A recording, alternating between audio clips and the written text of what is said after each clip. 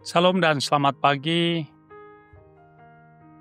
Sebelum kita melanjutkan kegiatan kita hari ini, marilah kita mendengarkan firman Tuhan.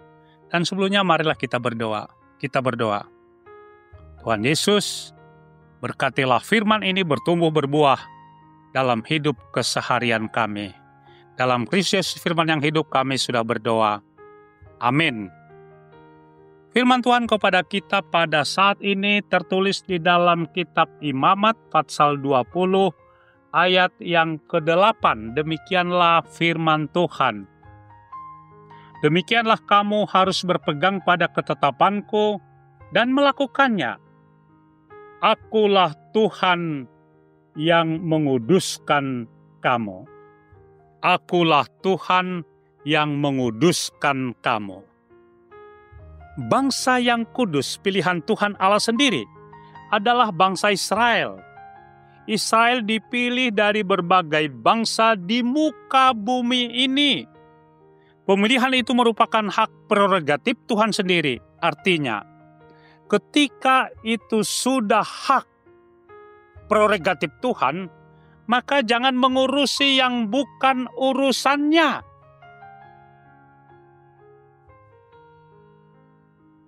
Sebagai bangsa atau umat Israel, mereka ditetapkan sebagai bangsa yang kudus, karena Allah itu juga kudus.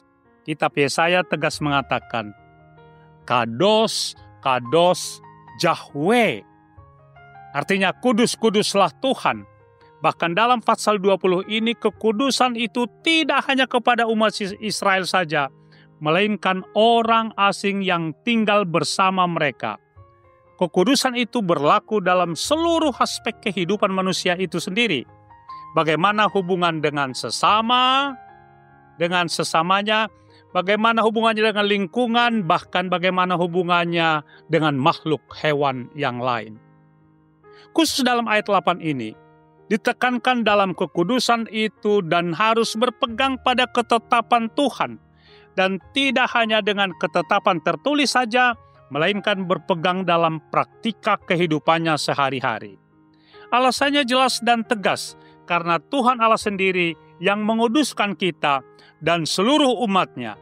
Konsekuensi bagi setiap orang yang melanggar ketetapannya itu akan mendapat hukuman sesuai dengan yang sudah ditentukannya. Semua kita manusia sudah berdosa dan kehilangan kemuliaan Allah. Tetapi karena kasih-Nya melalui anaknya Tuhan Yesus Kristus, kita ditebus dari dosa-dosa dan pelanggaran kita.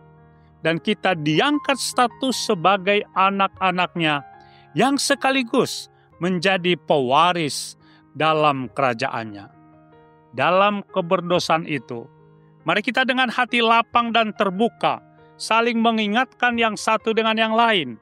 Karena tidak ada di antara kita yang perfect, yang sempurna.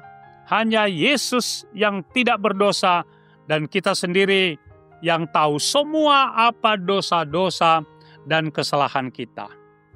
Dalam kegiatan kalender gerejawi masih segar dalam ingatan kita bahwa biasanya banyak gereja pada hari Jumat Agung atau Paskah diadakan perjamuan kudus.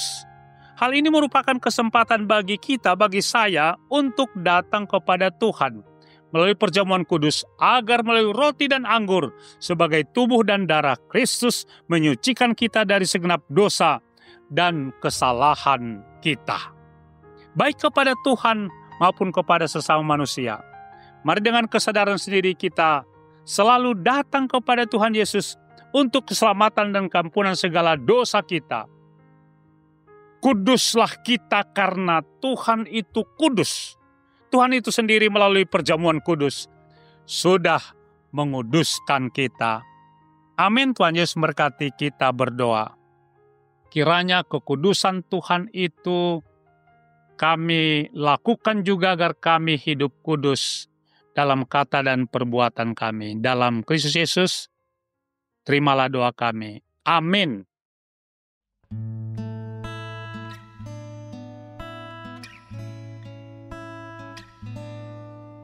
Ya Allah, damai sejahtera Kuduskan aku seluruhnya, agar roh, jiwa, dan tubuhku terpelihara sempurna.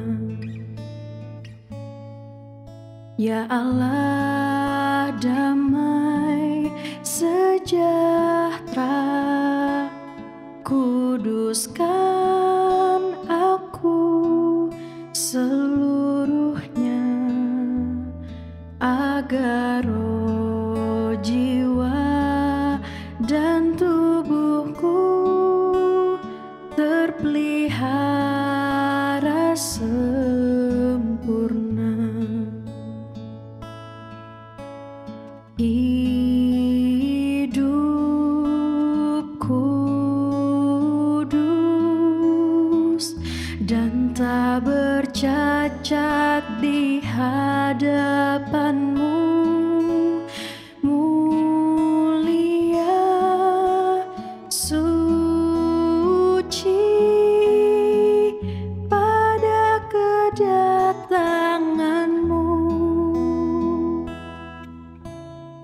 Hosana, Hosana, datanglah Tuhan Yesus. Hosana, Hosana, ku merindukanmu.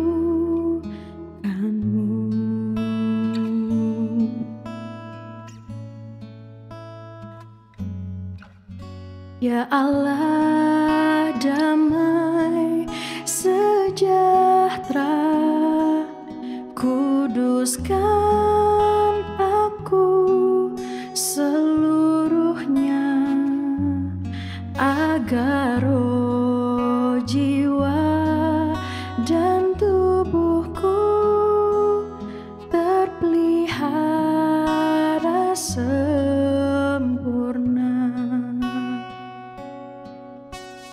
Hidup kudus dan tak bercacat di hadapan-Mu, mulia, suci pada kedatangan-Mu. Hosana, Hosana, datanglah Tuhan Yesus.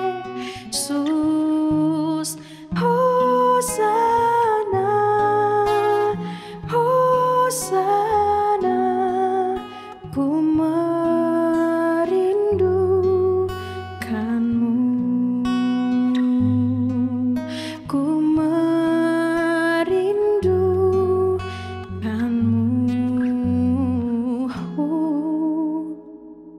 ku merindukanmu.